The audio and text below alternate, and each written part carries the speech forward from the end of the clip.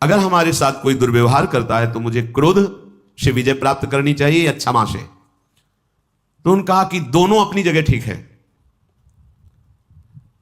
ना तो सदा क्रोध ही करना चाहिए और ना सदा ही कोमल बने रहना चाहिए।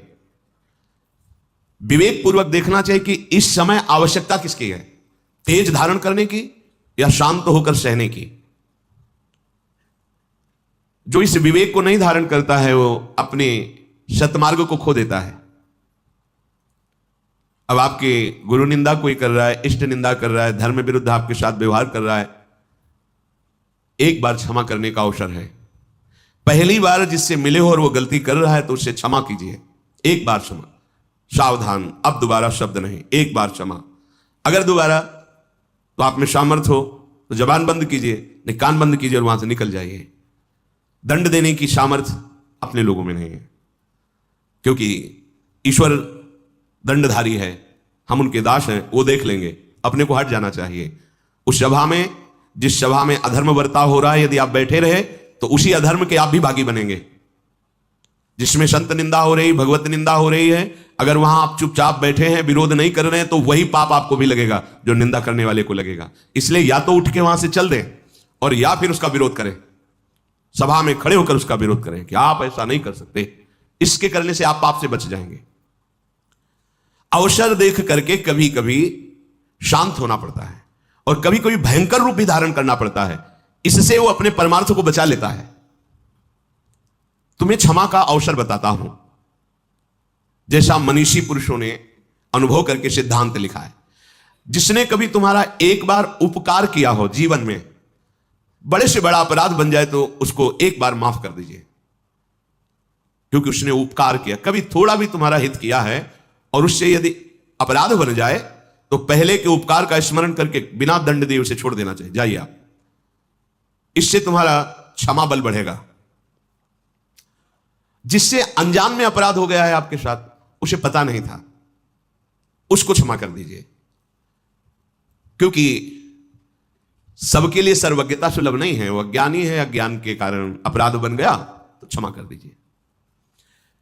पर जिसको एक बार क्षमा कर दिया है और फिर वही अपराध तुम्हारे साथ कर रहा है, तो फिर उसके लिए क्षमा शब्द का प्रयोग नहीं, क्योंकि अब वो फिर तुम्हारे लिए बहुत हानिकारक हो जाएगा। उसके अपराध निवारण के लिए फिर कानून व्यवस्था है, धर्म व्यवस्था है। जो जानबूझकर तुम्हारे साथ बार बार अपराध कर रहा हो, उसको अब क्षमा करना ठीक नहीं है, ये शास्त्र आज्ञा करता है। एक बार क्षमा कर दिया शास्त्राबाहु अर्जुन को। बड़े क्रोध से भगवान परशुराम जी आए, जब सुना कि जमदग्नि जी उनके पिता हैं, यहां से आश्रम का विनाश किया उसने और गौ आदि अपहरण करके ले गए। माता विलाप कर रही थी, तो उनका ऐसे समर्थ की मां विलाप कर रही है, मैं इनका विनाश कर दूं। जमदग्नि जी ने कहा नहीं, पहला अपराध है, क्षमा कर दीजिए, हमारा बल क्षमा है। लेकिन उद्दंडता उनकी इतनी बढ़ गई कि उन्होंने वध कर दिया आकर दोबारा जमदग्नि जी का। फिर भगवान परशुराम ने क्षमा नहीं किया, अपने तेज बल से और फरसे के बल से पूरे वंश का विनाश, काट काट के पहाड़ लगा दिए थे। तो जो उद्दंड है, पाप पे पाप करता जा रहा है, उसके लिए क्षमा शब्द का प्रयोग नहीं है, उसके लिए दंड ही उसके लिए सही औषधि है। प्राणी कोई भी हो, यदि एक बार अपराध करे तो विचार पूर्वक क्षमा कर देना चाहिए। यदि जानबूझकर दोबारा अपराध करता है तो उसे, ये दूसरों के लिए नहीं अपने लिए भी लागू है। एक बार हमसे गलती हो गई तो प्रभु क्षमा कर देंगे। जानबूझकर गलती करो और सोचो कि भाई नाम या किसी से हम, तो उसको फिर नामापराध के अंतर्गत माना गया है और विशेष दंड का अपराधी। जैसे आपसे अभी तक गलती हो गई, पापाचरण हो गए, गंदे गंदे खाद्य और सब, आपने सत्संग सुना और अब लो निशानी अब ना नशई हो और भगवान की शरण में हो गए तो सब माफ हो गया। लेकिन अब नहीं होना चाहिए। अगर फिर होता है तो सब जुड़ जाएगा ब्याज सहित।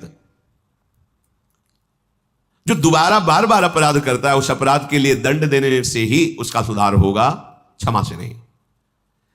अच्छी तरह जांच पड़ताल कर ले और जब ये सिद्ध हो जाए कि ये अमुक बार बार अपराध कर रहा है, तो उसके क्षमा योग्य बर्ताव नहीं करना चाहिए, क्योंकि उसका सुधार हो जाएगा, उसके अपराध का दंड यदि उसे मिलेगा।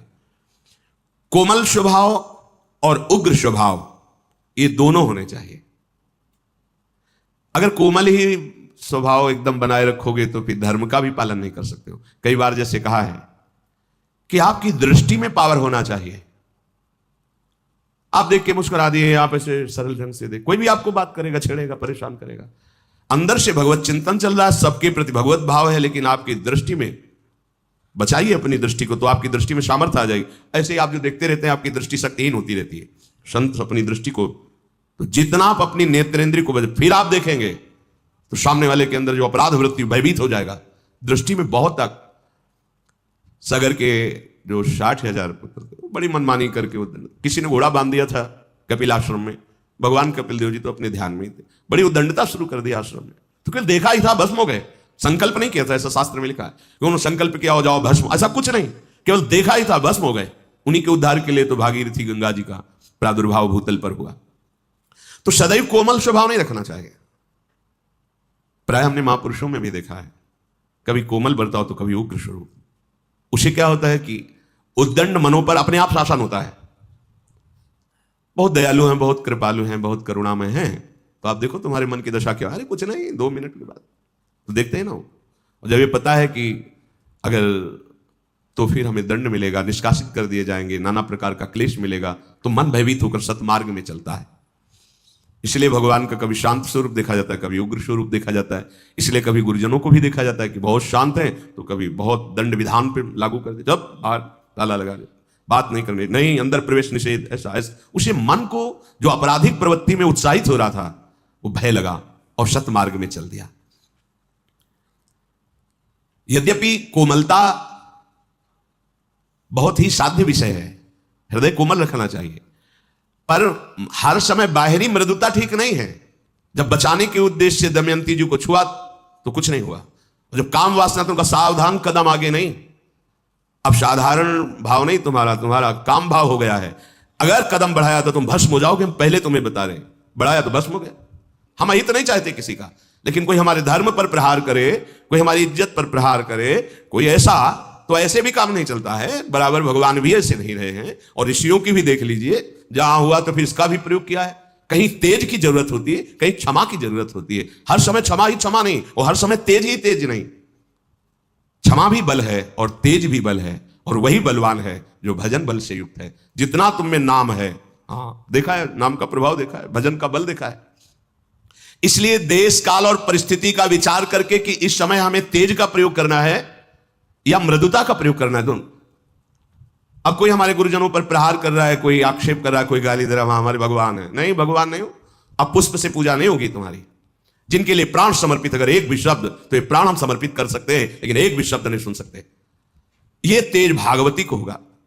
सर्वम खलमिदम ब्रह्म की सिद्धि किए हुए महापुरुष की बात करें, एक भैरव सिद्ध करने वाला कपाली तांत्रिक भगवान शंकराचार्य जी के पास आया और कहा, महाराज आपके लिए देह तो मिथ्या है, कहा परम सत्य, तो फिर आपकी गर्दन उतार ले जाए, हमारे सिद्ध काम में आएगी। आप जैसे ब्रह्म ऋषि की अगर परम पवित्र खोपड़ी से जो हम करेंगे तो भैरव सिद्ध हो जाएगा।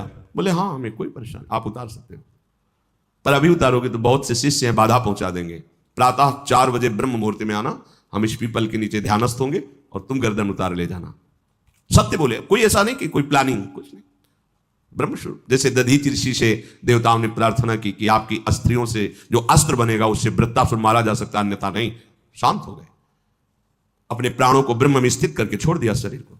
उनके परम पावन दिव्य तपोमयी अस्थियों से वज्रादि बड़े अस्त्र बने, जो अमोघ अस्त्र कहे गए। तो प्रातः 4 बजे वो कपाली भगवान शंकराचार्य जी की गर्दन उतारने के लिए जब आश्रम में प्रवेश हुआ, तो स्वामी नरसिंहाश्रम जी ब्रह्मबोध सर्वम खलमिदम ब्रह्म, इसकी सिद्धि प्राप्त की हुई महापुरुष गंगा से हुंकार मारी और दौड़ पड़े, और गुरुदेव के नजदीक नहीं पहुंचा, उठाकर पटक दिया, फाड़ दिया, जैसे नरसिंह भगवान ने हिरण्यकश्यप को फाड़ दिया उसको। हर समय क्षमा की जरूरत नहीं है, हर समय तेज की भी जरूरत नहीं, अत्यंत आवश्यक है। जहां धर्म जा रहा हो वहां प्राण जाना श्रेष्ठ है, धर्म जाना नहीं। जहां हमारे पूज्य आराध्य देव गुरुदेव का कहीं कोई किसी भी तरह से, वहां हमारे प्राण समर्पित होना परम धर्म होगा, ना कि वहां क्षमा। हां, हमें कोई कष्ट दे रहा है तो एक बार हम विचार करके प्रथम अपराध को क्षमा से उसे उस अपराध से मुक्त करेंगे। लोक में यदि उद्दंडता करने वाले पापी को क्षमा ही करते रहा जाए तो बहुत लोगों को भय प्रदान करेगा। इसलिए कानून बना है, उसे कानून को समर्पित करें, क्योंकि जो दुष्ट स्वभाव वाले जन होते हैं ये भय के द्वारा ही ठीक होते हैं, क्षमा के द्वारा नहीं ठीक होते। कोई ऐसी बिरली घटनाएं होती हैं जो क्षमा से उनका परिवर्तन हो गया कि मैंने अपराध किया, इन्होंने क्षमा किया, उसका हृदय परिवर्तन हो गया। तो इसलिए महाराज आप सदैव क्षमा का ही आश्रय न ले। युधिष्ठिर से कहा कि आप सदैव क्षमा का ही आश्रय न ले। क्रोध, अगर इसको आप बार बार ही उत्तेजना में लाते रहेंगे तो ये क्रोध आपकी उन्नति को नष्ट कर देगा। दोनों बातें देखना है। ये जान लीजिए कि लोक और परलोक दोनों का नाशक क्रोध है। क्रोध जीतने से उन्नति होती है, क्रोध के वशीभूत होने से अवनति होती है। जो जितना क्रोध को अपने काबू में कर लेता है वो उतना ही परमार्थ पथ में आगे बढ़ जाता है। जगत में जो छोटी छोटी बातों में क्रोध करने लगते हैं उनका पतन हो जाता है। इसलिए उपासक को चाहिए कि सर्वनाशक इस क्रोध को पीना सीखे। जब गुस्सा आवे पीना सीखे। पीछे वर्णन कर चुके हैं। देखो, तेज और क्रोध में अंतर होता है। क्रोध होता है कामना के बाद और तेज होता है धर्म संबंध से। जब कोई धर्म का नाश कर रहा हो, जब कोई आराध्य देव, इष्ट देव, गुरुदेव आदि की बात हो तो उस समय एक भागवतिक तेज होता है। और जब हमारी किसी वासना पर प्रहार होता है, हमारी इच्छा पर फिर जो क्रोध होता है उसे पीना सीखना चाहिए। क्रोधी मनुष्य अधिकतर पाप में लग जाता है। अपने माता पिता को पीटते हैं, देखा है, ऐसा देखा है। क्रोध के वशीभूत होकर पूज्य जनों का अपमान करते हैं। क्रोध के वशीभूत होकर के जिनकी स्तुति करना चाहिए उनकी निंदा करते हैं, गाली देते हैं। क्रोधी मनुष्य ये समझ नहीं पाता कि क्रोध के लिए कार्य अकार्य का क्या निर्णय किया गया है। नहीं, बस क्रोध आया तो स्मृति का अपहरण कर लेता है। कामा संजायते क्रोधा, क्रोधा स्मृति विभ्रमा। क्रोध अगर अपनी चरम सीमा पे आ जाए तो अवध्य पुरुष की भी वो हत्या कर देता है। जिसकी पूजा में हमें तत्पर होना चाहिए उसका वो वध कर देता है। क्रोध अगर और बढ़ जाए तो अपने आप को भी आत्महत्या कर सकता है और यमलोक का अतिथि बनकर बहुत दुर्गति को प्राप्त होता है। क्रोध, इन दोषों को देख करके उपासक को चाहिए कि इस लोक और परलोक में परम कल्याण के लिए क्रोध को जीतना सीखे। जब तुम परमार्थ में आगे बढ़ोगे तो तुम्हारा अध्यात्म बल बढ़ेगा। तो उसमें तुम्हारे अध्यात्म बल को छीन करने के लिए माया ऐसी रचना रचेगी जिससे तुम्हें क्रोध आवे। घटना, व्यक्ति, ऐसा क्रोध, ऐसा देखा भी जाता है। बहुत जल्दी क्रोध आना। अपने और पराये दोनों के हित का विचार करके स्वयं चिकित्सक बनकर अपने क्रोध की चिकित्सा कर लेनी चाहिए। यदि मूढ़तावश तुम क्रोध पे क्रोध ही करते रहे तो तुम्हें क्लेश भोगना पड़ेगा, तुम्हारे सुकृत नष्ट हो जाएंगे। चित्त को वश में करना उपासक का परम धर्म है, पर जो क्रोध का ही वर्ण किए रहता है उसका चित्त जलता रहता है। ये बड़ा दुष्ट स्वभाव है। शांति से बैठे हैं और चिंतन आ गया, 5 वर्ष पहले उसने ऐसा कहा था, क्यों कहा था उसने ऐसा, और जलन शुरू और बस गुस्सा, बहुत सावधान, राधा राधा राधा राधा राधा राधा, तुरंत हटाइए, राधा राधा राधा। उपासक के लिए सामर्थ्य यही कि अपने क्रोध को रोकना ही सर्वोत्तम साधना समझे। विद्वान उपासक शक्ति संपन्न होने पर भी क्रोध को प्रकट ना करे, शांत भाव से सहे। यदि क्रोध का प्रादुर्भाव बार बार बाहर करते रहोगे तो तुम आनंद के भागी नहीं बन पाओगे। इसलिए बलवान या निर्बल, विज्ञ या अनविज्ञ, कैसा भी व्यक्ति सामने आवे, यदि तुम्हारे सामने तुम्हें क्रोध दिलाने की चेष्टा कर रहा है तो तुम सह जाओ। बात समझना, जहां ना सहने की बात कही गई वहां संत शंभु श्री पद अपवादा कही सुनीता आस मर्यादा काटी जीव तासु जो बसाई श्रवण मुदिनत चले पराई। भगवती उमा जी शिव पुराण में पढ़ा, बहुत कठोर तप में संलग्न है महादेव जी के लिए। ये सप्तऋषियों की बाद की बात है, जब सप्तऋषि गए उसके बाद की बात। तो भगवान महादेव जी एक ब्रह्म ऋषि के रूप में गए। तो ये सिद्धांत है कि चाहे आप आसन पे बैठे हो, अगर आपका ध्यान बाहर है और आपको पता चला कोई संत आया है तो खड़े हो जाना चाहिए आसन से। ये मर्यादा है, नहीं तो आपका तप क्षीण हो जाएगा। प्रणाम करो, चाहे भले छोटी अवस्था का हो, आपके सामने आया है, वो अतिथि है, भगवत स्वरूप है, और आसन दीजिए और फिर मधुर वार्ता कीजिए। क्या सेवा करें आपकी, बस इतना। ऐसा ही भगवती ने किया, खड़े होकर प्रणाम किया, आइए विराजिए। क्या सम्मान करें, क्या स्वागत करें? होगा स्वागत की बात नहीं, हमने सुना महादेव जी को पति बनाना चाहते हो। हाँ, ये तो हमारा दृढ़ निश्चय है। तो क्या है उस भूत भावन में?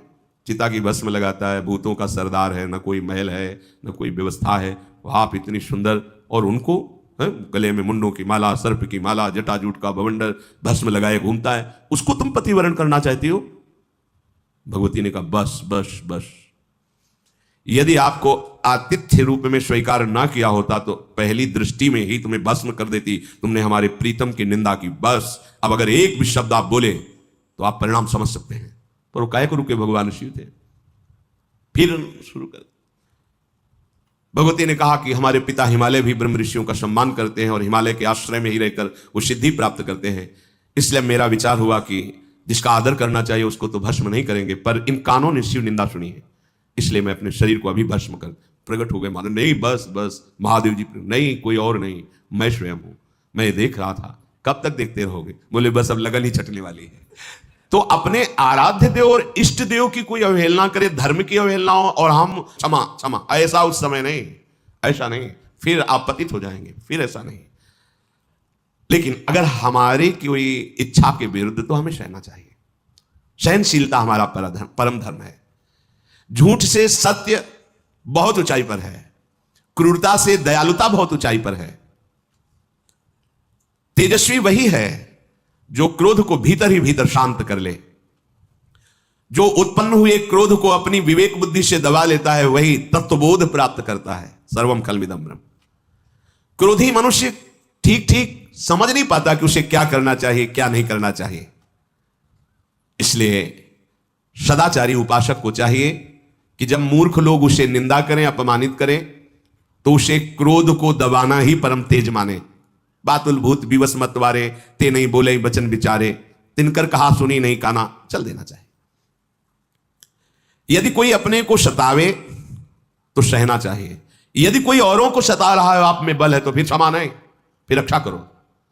पर आज का समय तो इतना विचित्र हो गया है कि सामने आपके कोई अत्याचार कर रहा है तो आप और पतली गली से निकलना चाहेंगे, सामने नहीं आना चाहेंगे। एक बार एक गाय, जो ट्रैक्टर के पीछे जोतने वाला यंत्र होता है, उसमें ऐसे जो फंसाया जाता है वो इतना होता है, तो एक नवीन गाय थी, उसका पैर पता नहीं क्यों उसमें ऐसे चला गया, और रात्रि में 11 बजे वापस होते थे यमुना जी की तरफ से, तो देखा कि वो फंसी उसमें। अब एकदम घबरा गए, तो 2-4 लोग जाते, उनका भैया अगर सहयोग करोगे तो इसको पकड़ के सीधा पैर को उठा दिया जाए तो टूटने से बच जाएगा। कोई आसपास, अब क्योंकि उतने बड़े वजन को कैसे उठाया जा सकता है, अब हम उसका पैर पकड़ें कि अगर ऐसे वैसे हुई तो टूट जाएगा। नई बछिया थी, अगर 4 लोग वो सहयोग दे देते तो पैर ऐसे पकड़े जिससे इधर उधर नहीं कर पाए और उसे उठा लिया जाए, तो इतना ही पैर अंदर था। हम दौड़ते रहे पर वो मारा झटका, ऐसे टूट गया पैर और ऐसे लड़खड़ा। कोई सहयोग नहीं देने वाला।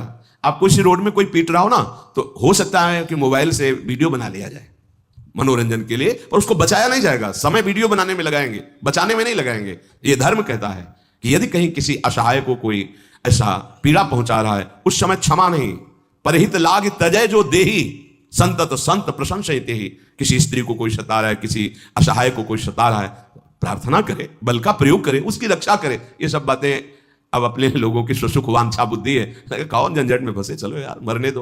कोई किसी का एक्सीडेंट हो, तड़प रहा है, यार कौन इस झंझट में। नहीं, वो झंझट तुम्हारे साथ भी हो सकती है कभी। भगवान ना करे किसी को। अगर किसी को ऐसी संकट अव्यवस्था है तो आप अगर वाहन से हो तो पहला काम जो होगा, भगवान देख रहे हैं, पहला काम करो, उठाओ उसको, अस्पताल ले जाओ, उसकी पीड़ा की निवृत्ति के लिए उपाय करो, तो भगवान तुम पर प्रसन्न हो जाएंगे। उस समय नहीं, ये स्वार्थ बुद्धि नहीं होनी चाहिए। यदि कोई आपको सतावे तो क्षमा कर दे, लेकिन कोई असहाय को सतावे, अरे महापुरुषों ने अपने शरीर को, कबूतर आके गोद में गिर गया तो महाराज शिवी ने बाद से कहा तुम मुझे खा सकते हो, कबूतर को नहीं। कैसा भाव है रक्षा का। और यहां अगर कोई अपने घर में घुस के आ जाए कि मेरी रक्षा करो, और मारने वाला आ जाए तो दरवाजा खोल के हम उसको और धक्का देंगे, भैया हमसे मत बोलने, ले जाओ। धर्म का विचार ही नहीं रह गया। सुसुख वांछा इतनी बढ़ गई है, धर्म की बात नहीं रह गई। यदि हम सदैव क्षमा ही करते रहेंगे तो ठीक नहीं, और सदैव क्रोध करते रहेंगे तो ठीक नहीं है। इसलिए तेज और क्षमा अवसर पर किया जाए तो ब्रह्मवेत्ता तपस्वी जन कहते हैं कि वो दिव्य लोकों को प्राप्त होता है।